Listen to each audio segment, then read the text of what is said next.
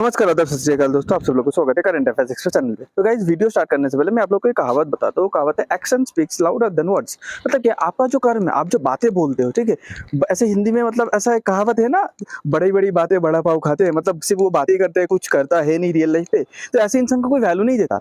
सबसे वैल्यू कौन सी इंसान को मिलता है पता है? जो चुपचाप रहता है पर अपने काम से दिखाता है। उससे थोड़ा कम वैल्यू मिलता है जो बोलता भी है, करता भी है। ठीक है, तो अभी आपका जो कर्म है वो मैटर करता है। वो ज्यादा तेज एक संदेश पहुंचाता है। आपकी बात है जितना भी आप तेज कर लो, कुछ संदेश नहीं पहुंचाता। ओके, अब ये मैंने क्यों बोला? ये बोला यूरोपियन यूनियन जो ईयू है, उसका हिपोक्रेसी लेवल को आप लोग को समझाने के लिए मैंने आप लोग को ये बात बोला। ठीक है, अभी उसका हिपोक्रेसी लेवल समझा दो। जैसे रशिया यूक्रेन का जब वॉर चालू हुआ, अब अगर मान लो वॉर एक अच्छी चीज नहीं है, उसमें कितना सिविलियंस, कितना मिलिट्री पर्सनल, मतलब दोनों देश, वॉर में कोई देश जीतता नहीं है। ओके, अब वो अगर अगर कोई आपको बोलता है कि उन दोनों पे झगड़ा हो रहा है, ये झगड़े के पीछे तेरा हाथ है, झगड़े के पीछे मतलब आप पैसा दे रहे हो, वो झगड़े को आप फंड कर रहे हो, वो झगड़े को आप बढ़ा रहे हो, इसका मतलब ये आपके ऊपर एक बहुत सीरियस एलिगेशन है कि आप एक बुरे काम को सपोर्ट कर रहे हो। तो ऐसे वेस्टर्न मीडिया और यूएसए, वेस्टर्न, जब भी मैं वेस्टर्न मीडिया बोलता हूँ हमेशा समझ लेना पूरा यूरोप, यूरोपियन यूनियन, पूरा यूरोप और यूएसए स्पेशली, ये दो नाम हमेशा माइंड पे रखना। तो वेस्टर्न मीडिया बोलने लगे कि क्या रशिया का जो वॉर चल रहा है, क्या वो इंडिया और चाइना फाइनेंस कर रहे हैं, मतलब पैसा दे रहे हैं? चाइना का तो पता नहीं, पर इंडिया ऐसा क्यों करेगा? इंडिया ऐसे करने के मतलब इंडिया की कुछ मजबूरी है नहीं, तो इंडिया ऐसा क्यों करेगा? इंडिया के साथ यूक्रेन का कोई झगड़ा है नहीं, तो इंडिया ऐसा क्यों कर रहा है? ओके, और यूक्रेन वेस्ट की इन्फ्लुएंस पे है, ये चाइना को पसंद नहीं है, पर वेस्ट के साथ भी इंडिया का कुछ प्रॉब्लम नहीं है। तो पर जब ये एलिगेशन लगाया गया, इंडिया ने एक साफ साफ बात बोल दिया कि देखो, हम लोग रशिया से जो व्यापार कर रहे हैं, रशिया को जो चीज भेज रहे हैं, रशिया से जो चीज इंपोर्ट कर रहे हैं, वो हम लोग का इंटरनल, मतलब हम लोग का वो, हम लोग देशवासी के लिए कर रहे हैं। रशिया हम लोग को सस्ता क्रूड ऑयल दे रहे हैं, तो हम आप लोग के पास क्यों जाए? हम रशिया से क्रूड ऑयल क्यों ना ले? अपने जनता के लिए सस्ता क्रूड ऑयल हम लोग देना चाहते हैं। ठीक है, इंडिया का फॉरेन मिनिस्टर ने ये बोला। फिर इंडिया का फॉरेन मिनिस्टर ये मतलब यूरोपियन, एक रिपोर्टर को यूरोपियन यूनियन के बारे में बोला, पूरा यूरोप के बारे में बोला, क्या सिर्फ इंडिया का पैसा रशिया का जो वॉर है वो फंड, इंडिया का पैसा ही फंड कर रहे हैं रशिया का वॉर को? आपके पैसा मतलब आपके, मतलब आप यूरोप फंड नहीं कर रहे? तो इसके खिलाफ एक एस जयशंकर साहब, हम लोग का जो फॉरेन मिनिस्टर है, बहुत ही अच्छा रिप्लाई दिया है। आप वो रिप्लाई सुन सकते हैं, वीडियो क्लिप देखिए। I noticed you refer to oil purchases. If you are looking at energy purchases from Russia, I would suggest that your attention should be focused on Europe, which probably we do buy some energy which is necessary for our energy security. But I suspect, looking at the figures, probably our total purchases for the month would be less than what Europe does in an afternoon. So you might want to think about it.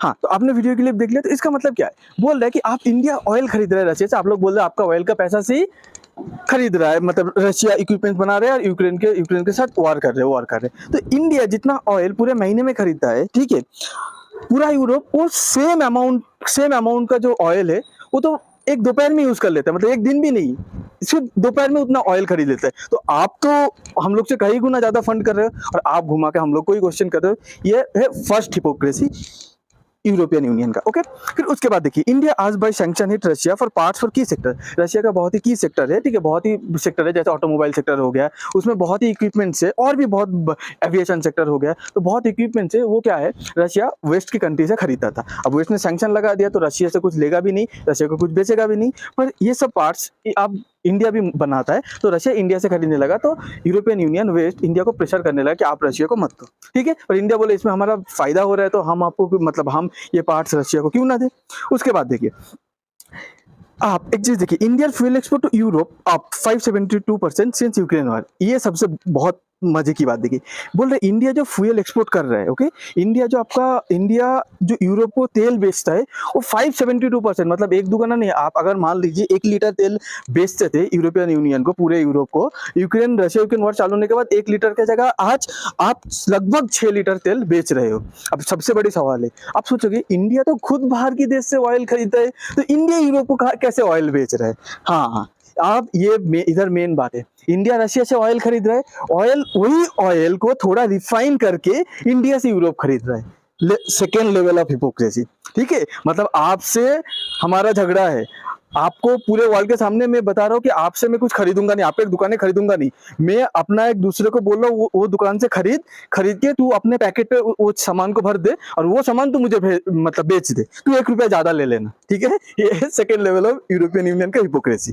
Okay, उसके बाद देखिए, fuel from Russian oil gets backdoor entry into Europe via India. तो वही बोल रहा हूँ कि Russia का ऑयल ही यूरोप पे ही जा रहा है और बैकडोर से, पीछे के रास्ते से इंडिया के थ्रू होते हुए। तो पूरे वर्ल्ड को क्या बता रहा है कि हम लोग तो इंडिया से ऑयल खरीदे, पर वो ये नहीं सोच रहा कि इंडिया तो ऑयल खुद रशिया से खरीद रहा है। ओके ओके, उसके बाद देखिए, यूरोपियन फॉरेन मिनिस्टर, अब देखिए रशिया से मतलब यूरोप, देखिए एक बात बताता हूँ, विंटर के टाइम इंडिया का एनर्जी जो कंजम्पशन है कम हो जाता है, ठीक है, हम लोग फैन यूज नहीं करते, ये सब यूज नहीं करते, पर यूरोप को विंटर के टाइम सबसे ज्यादा एनर्जी चाहिए रहता है, क्योंकि वो कोल्ड कंट्रीज है।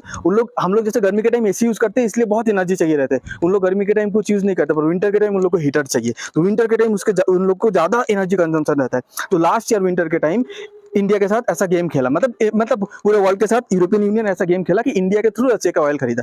अब जैसे ही ये न्यूज देखिए, मई मतलब जैसे समर आ गया, मतलब उतना चाहिए नहीं, एनर्जी चाहिए नहीं पूरे यूरोपियन यूनियन को, तो यूरोपियन यूनियन क्या बोलने लगे कि इंडिया से जो आ रहा है यूरोप को स्टॉप कर देना चाहिए, मतलब इंडियन वो सब प्रोडक्ट जो रशियन ऑयल से बनता है, ठीक है, प्रोडक्ट मतलब वो रिफाइंड ऑयल की बात कर रहे हैं, क्रूड ऑयल को रिफाइन करके जो पेट्रोल इंडिया के थ्रू आ रहे हैं उसको बंद कर देना चाहिए, क्योंकि मेरे पे उतना जरूरत है नहीं, गर्मी का टाइम चल रहा है, ठीक है। ये भी अब फिर देखिए, ये साल पे जैसे ही नवंबर दिसंबर जनवरी आएगा, ठीक है, नवंबर दिसंबर जनवरी अभी फिर 2-3-4 महीना बाद आएगा, ऐसे ही देखिए यूरोपियन यूनियन फिर इंडिया से ऑयल खरीदने लगेगा, वही रशियन क्रूड है।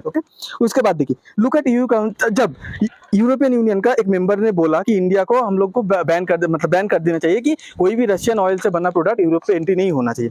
अब यूरोपियन यूनियन एक लॉ बनाया, जो लॉ मतलब यूरोपियन यूनियन खुद के लिए एक ऐसा लॉ बनाया, देखिए यूरोपियन यूनियन ने एक लॉ बनाया, वो लॉ के हिसाब से, उसका क्लिप भी अभी सुनाऊंगा, आप लोग सुनिएगा। यूरोपियन यूनियन एक लॉ बनाया, वो लॉ के हिसाब से अगर रशियन ऑयल भी, कोई भी कंट्री का ऑयल दूसरे कंट्री पे अगर मतलब रिफाइन हो रहा है या दूसरे कंट्री पे उस प्रोडक्ट के ऊपर कुछ काम कर रहे हैं, तो वो प्रोडक्ट ओरिजिनल कंट्री का नहीं माना जाएगा, उस कंट्री का माना जाएगा जिसमें वेरिफिकेशन हो रहा है, ठीक है, सॉरी नॉट वेरिफिकेशन, मतलब जो कंट्री में उसका मेन मॉडिफिकेशन चल रहा है। समझ में आ रहा है आप लोगों को? जैसे देखिए, रशिया का क्रूड ऑयल होगा, यूरोपियन यूनियन के कानून के हिसाब से रशिया का क्रूड ऑयल है, ठीक है। फिर रशिया का क्रूड ऑयल अगर इंडिया पे जाता है, इंडिया पे जाकर वो क्रूड ऑयल रिफाइन होके पेट्रोल बना, डीजल बना। अब वो जो पेट्रोल डीजल बन गया इंडिया पे, ठीक है, वो रशियन प्रोडक्ट नहीं होगा, वो होगा इंडियन प्रोडक्ट, तो आप लोग वो इंडियन प्रोडक्ट खरीद सकते हैं, ठीक है। तो यही सेम बात मतलब एस जयशंकर ने आपका जो बताया था कि इंडियन प्रोडक्ट को बैन कर देना चाहिए, उनको यही सेम बात बता दिया कि देखो तुम्हारा रेगुलेशन पे लिखा है, तो तुम कैसे इंडिया से जो प्रोडक्ट आ रहा है बोल सकते हो ये रशियन प्रोडक्ट है। Okay, I really don't see the basis for your question because my understanding of the council regulations is that if Russian crude is substantially transformed in a third country, then it's not treated as Russian anymore. I would urge you to look at Council Regulation 833/2014.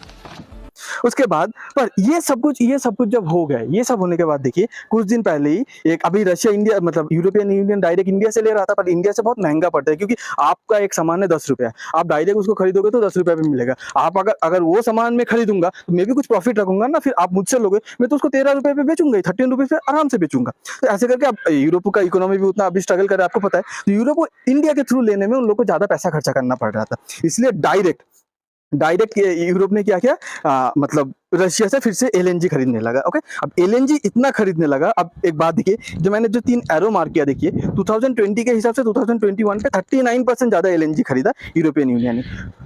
2022 मतलब war चालू हो गया है, ठीक है, चालू होने के बाद घटाया नहीं, 49% 2021 पे जो खरीदा उसके कंपेरिजन में 49% ज्यादा खरीदा। 2023 मतलब वॉर चालू हो गया, 1 साल हो गया, यूरोपियन यूनियन बहुत बड़ी बड़ी बातें कर दिया पूरे वर्ल्ड को, हम लोग रशिया को ये करेंगे वो करेंगे, फिर भी वो रशिया से कम नहीं किया। 2022 में जितना खरीदा सेम भी नहीं रखा, उसका 52%, मतलब अगर 100 लीटर 2022 में खरीदा था, 2023 में 100 लीटर भी नहीं खरीदा या 100 का नीचे भी नहीं किया, 150 लीटर खरीद लिया, ठीक है, आप लोग समझ पा रहे हो। और ये सब के बीच में मैं आपको और एक वीडियो क्लिप दिखाता हूँ कि यूरोपियन यूनियन का मेन नीति क्या पता है, कि अगर यूरोप में कुछ प्रॉब्लम आता है तो उन लोग बोलते हैं वो पूरा वर्ल्ड का प्रॉब्लम है, पर अगर इंडिया पे कुछ मतलब बाकी वर्ल्ड पे कुछ प्रॉब्लम आता है तो उन लोग बोल देता है ये हमारा प्रॉब्लम नहीं है, जो कंट्री पे हो रहा है उसका नेबरिंग साइड का, मतलब नेबरिंग कंट्री का प्रॉब्लम है। जैसे अभी यूक्रेन कौन है, रशिया यूक्रेन है, ये यूरोपियन कंट्री का नेबर, उधर युद्ध चल रहा है, तो यूरोपियन कंट्री बोलते हैं वर्ल्ड शुड कम टुगेदर, पूरे दुनिया एक साथ आके रशिया से लड़ो, रशिया को रोको। यूरोप का प्रॉब्लम है इसलिए वो पूरे दुनिया का प्रॉब्लम। जब अफगानिस्तान पे कुछ टाइम पहले क्राइसिस हुआ था, तो अफगानिस्तान क्राइसिस मतलब क्या है, उसका पड़ोसी सफर करेगा, जैसे इंडिया हो गया, जैसे पाकिस्तान हो गया, जैसे ईरान हो गया, जैसे इराक हो गया, जैसे यूएई हो गया, जैसे सऊदी अरब हो गया, ये सब कंट्री सफर करेगा अफगानिस्तान के तालिबान के लिए। तो अब तो यूरोप का कोई कोई कंट्री आके मतलब अपना नोज पोक नहीं किया, नाक नहीं गलाया, बोला नहीं कि चलो इसको सॉल्व करते, क्योंकि अफगानिस्तान यूरोप से बहुत दूर है ना, तो वो अफगानिस्तान का प्रॉब्लम मतलब वो वर्ल्ड का प्रॉब्लम है, वो मेरा नहीं है, पर मेरा प्रॉब्लम मतलब पूरे वर्ल्ड का प्रॉब्लम है। ओके, आप लोगों को समझ में आ रहा है? तो ये मतलब ये बात को लेके भी एस जयशंकर ने एक बहुत ही अच्छा रिप्लाई दिया, उसका क्लिप देखिए। Europe has to grow out of the mindset that Europe's problems are the world's problems. But the world's problems are not Europe's problems. The world cannot be that Eurocentric as it used to be in the past. ठीक है, तो आप clip देख के समझ चुके रहेंगे क्या रिप्लाई दिया है। और एक बात देखिए, जो ब्लू कलर का बॉक्स है उधर देखिए कि रशिया का जितना टोटल एलएनजी सेल्स है, लाइक लिक्विफाइड नेचुरल गैस का जितना टोटल सेल है, उसका 18% ठीक है स्पेन को जाता है और 17% बेल्जियम को जाता है। इधर और एक सबसे बड़ा हिपोक्रेसी बताता हूँ, मतलब पूरे यूरोप में रशियन गैस सबसे ज्यादा कौन खरीद रहा है? स्पेन। आपको पता है यूरोपियन यूनियन का जो प्रेसिडेंट है वो हर एक यूरोप में बहुत सारा कंट्री है, तो हर एक कंट्री पे जाते रहते हैं, घूमते रहता है, ठीक है। यूरोपियन यूनियन है, उसका जो प्रेसिडेंट है वो प्रेसिडेंसी इस बार स्पेन के हाथ पे, मतलब प्रेसिडेंट एक साइड पे खुद बोल रहा है रशिया के ऊपर बैन लगाओ, और उसका खुद का कंट्री सबसे ज्यादा एलएनजी खरीद रहा है रशिया से, ठीक है। फिर ये सब के बाद जब वेस्ट बार बार इंडिया को क्वेश्चन करता है आप रशिया से इतना क्लोज क्यों है, अब रशिया से इतना क्लोज क्यों है, तो देखिए उसके वो लेके भी एस जयशंकर साहब ने क्या जवाब दिया था। We have really a long-standing relationship with Russia, a relationship that has certainly served our interests well. For multiple decades, Western countries did not supply weapons to India and in fact saw a military dictatorship next to us as the preferred partner.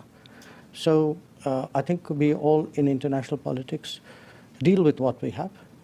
We make judgments which are reflective of both our future interests as well as our current situation. Okay, तो आपने जवाब देख लिया, तो इसका मतलब क्या है, मतलब इसे क्या बोला कि रशिया के साथ हम लोग क्यों क्लोज ना, हम लोग के क्राइसिस के टाइम पे, हम लोग जब 1999 पे वॉर लड़ा था, सबको लगा था, हम लोग का कोई साथ नहीं दिया था, सिर्फ रशिया साथ दिया था। अमेरिका, यूनाइटेड किंगडम, मतलब पूरा यूरोप, उन लोग हमेशा क्या बोलते हैं? Democracy democracy democracy. उन लोग मिलिट्री मतलब मिलिट्री तानाशाह को, ठीक है, एक मिलिट्री रूल कंट्री को उन लोग पसंद नहीं करते। जैसे मान लीजिए आपके हमारे देश में भी गवर्नमेंट है, और मान लीजिए कल गवर्नमेंट का तख्ता पलट करके मिलिट्री रूल करना चालू कर दे हमारे कंट्री को, तो पूरे वेस्ट पूरा सैंक्शन लगा देगा इंडिया के ऊपर। जैसे अभी मैं आपको कुछ एग्जांपल दूं, जैसे इराक पे जब सद्दाम हुसैन था, इराक को पूरा बर्बाद कर दिया क्योंकि मिलिट्री रूल पे गया। अभी म्यांमार पे फिलहाल मिलिट्री रूल चल रहा है, तो म्यांमार से पूरा रिश्ता तोड़ दिया, पूरे वेस्ट बहुत सैंक्शन लगा दिया। ओके, फिर सूडान पे अभी मिलिट्री रूल चल रहा है, सूडान पे भी बहुत सैंक्शन लगा दिए, ठीक है। पर आप सब लोग को पता है कि ये जयशंकर सर ये मतलब ये बोलने का मतलब था कि आप लोग इंडिया को सपोर्ट नहीं किया, जो डेमोक्रेसी था, आप लोग डेमोक्रेसी के इतना मतलब पिटारा पीटते रहते हो, ठीक है। इंडिया को सपोर्ट कभी नहीं किया आप लोगों ने। इंडिया के बाजू में जो एक मिलिट्री रूल कंट्री था उस टाइम पे, और अभी भी है इंटरनली, पाकिस्तान, उसको हमेशा सपोर्ट किया। ये आपका लेवल ऑफ हिपोक्रेसी। आप सब लोग को अगर ये वीडियो अच्छा लगता है तो प्लीज लाइक कीजिए, शेयर कीजिए, सब्सक्राइब कीजिए। आप लोग को बहुत बहुत धन्यवाद अपना कीमती टाइम देने के लिए। Thank you.